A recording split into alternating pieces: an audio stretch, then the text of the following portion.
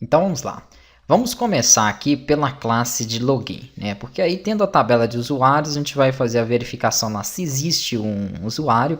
E aí nós vamos permitir, caso tenha já o cliente registrado lá, que ele faça o acesso. Essa classe de login, vamos colocar aqui login.class.php.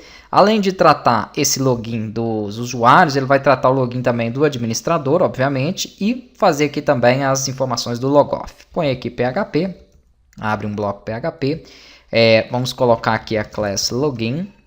Vamos estender ela a conexão, porque claro que eu vou precisar utilizar informações do banco de dados.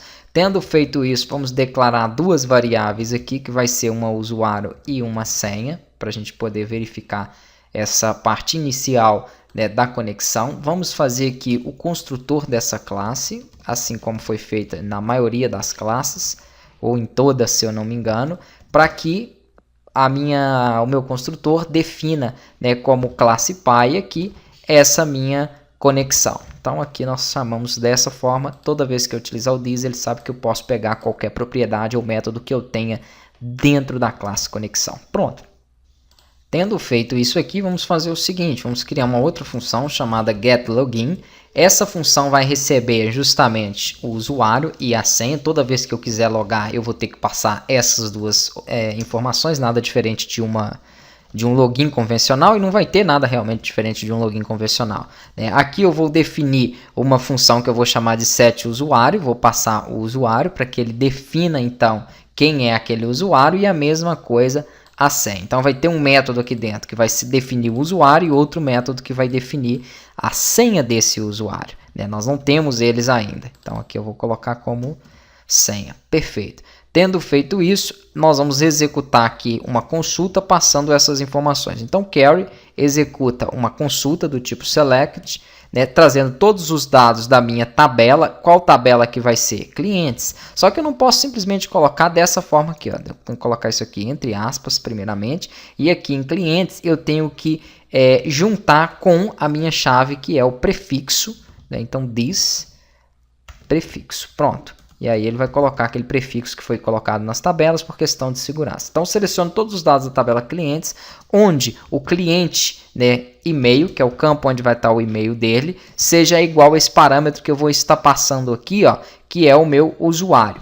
Só que esse usuário, nós vamos ter que buscar mais informações dele. Então, não vou poder colocar diretamente ele, não. Vamos criar um parâmetro aqui chamado e-mail. E vamos fazer a mesma coisa aqui para senha. Então, senha nós vamos criar aqui no campo clipass, que está dentro da tabela.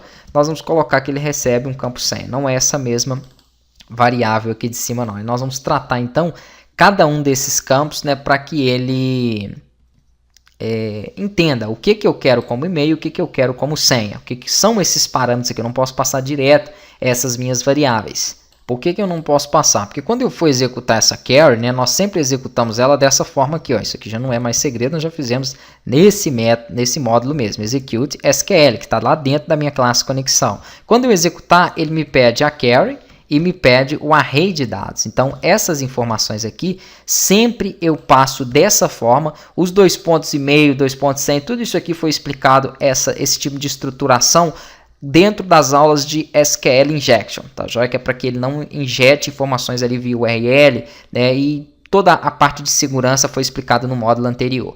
Tendo feito isso, eu tenho então que fazer esses parâmetros. Os parâmetros vão ser o quê? Um array, da mesma forma de sempre, né? Dentro desse array, então, eu passo aqui o meu campo de e-mail, a minha variável e-mail, ok, e o que ela vai receber, né, tem que ser entre aspas simples aqui, porque são dados, e aqui a minha variável, então vírgula, para poder separar a minha variável de senha. E quantas outras eu tiver? Nesse caso, meu parâmetro vão ser apenas 2 dados. Agora, aí sim eu posso fazer o seguinte, o meu e-mail, ele recebe informações de onde? Da minha get, que seria isso aqui, ó. Get não, né? setUser.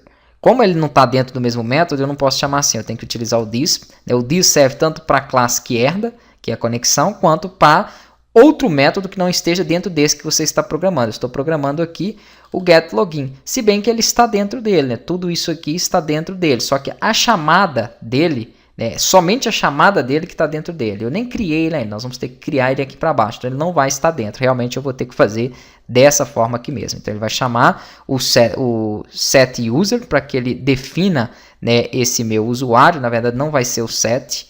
Aqui na verdade nós vamos ter que mudar um pouquinho, deixa eu dar um Ctrl Z, vai ser get. Aqui eu estou recuperando informações e não setando. Eu vou explicar isso aqui melhor, né? A mesma coisa vai ser feito para a senha. Então senha aqui vai receber também um get, só que senha. Vai ter momentos em que eu vou ter que receber dados e vai ter momento em que eu vou ter que enviar dados. Então eu vou explicar isso aqui melhor, né, no decorrer aí do desenvolvimento.